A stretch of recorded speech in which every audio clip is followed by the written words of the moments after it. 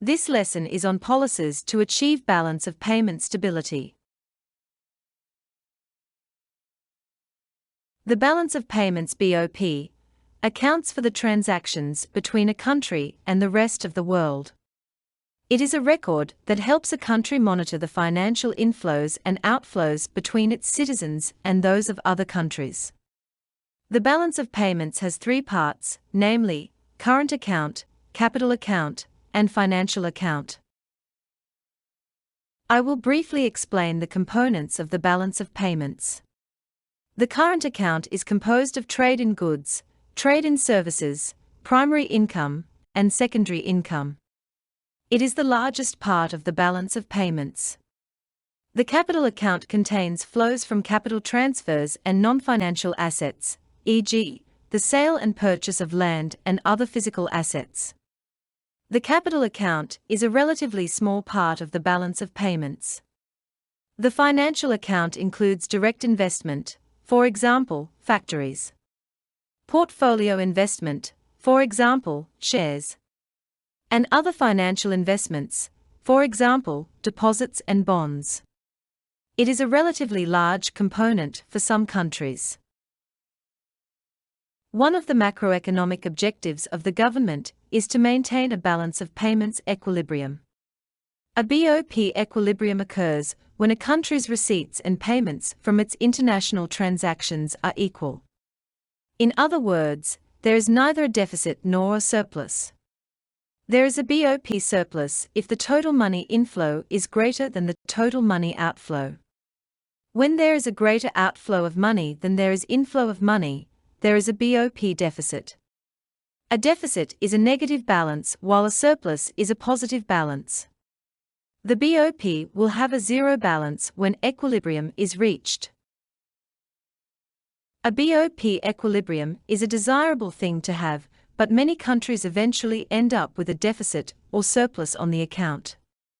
The government tries, as much as possible, to prevent volatility in the balance of payments, which is known as maintaining a BOP stability.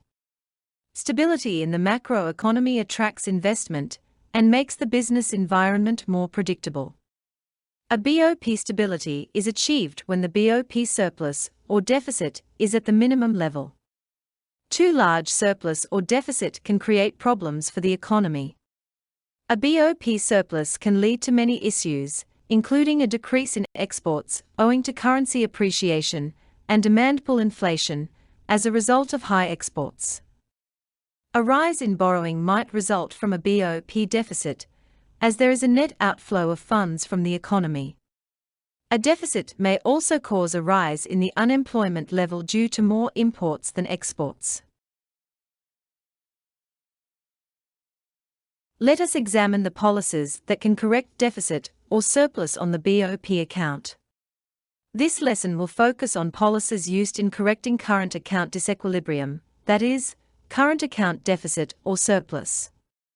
They also work for the whole BOP because the current account is the major part of the BOP. The policies are fiscal policies, monetary policies, trade protection policies, and supply-side policies.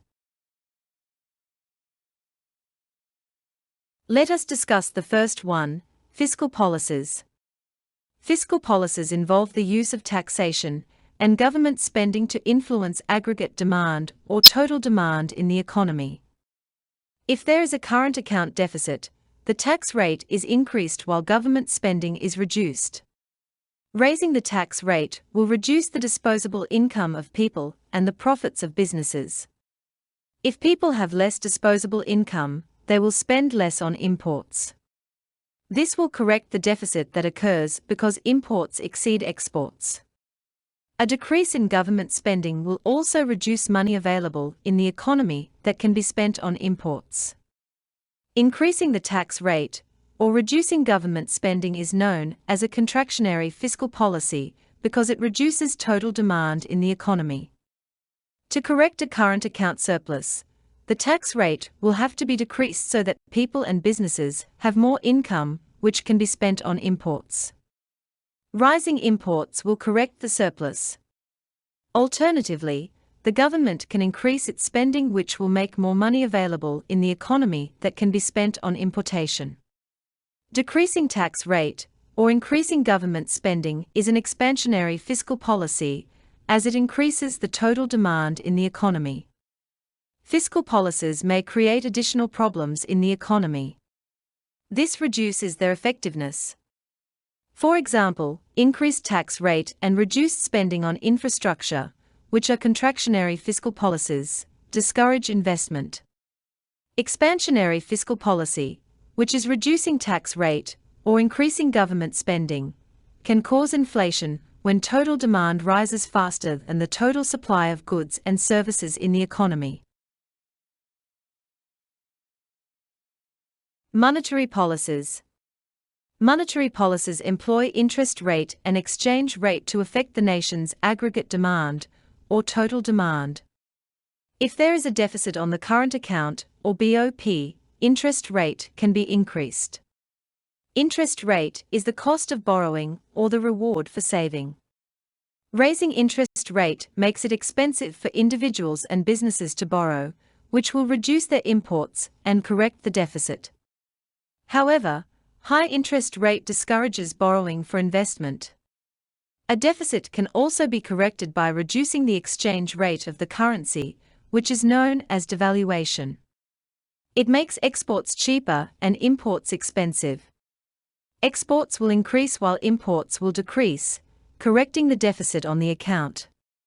However, devaluation of the currency can result in demand pull inflation if there is too much demand for a country's exports. How can monetary policy correct a surplus on the current account, or BOP? The interest rate is decreased so that borrowing can increase for more importation. Rising imports can correct current account surplus.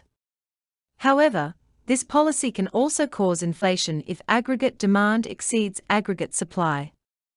In addition, the currency can be revalued, that is, its value can be raised. If this is done, exports become expensive while imports become cheaper. Consequently, exports will decrease and imports will rise, thereby correcting the surplus in the current account.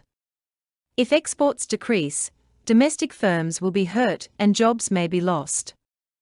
Rising interest rate and exchange rate revaluation are known as contractionary monetary policies, because they reduce aggregate demand or total demand. Falling interest rate and exchange rate devaluation are expansionary monetary policies, because they increase aggregate demand.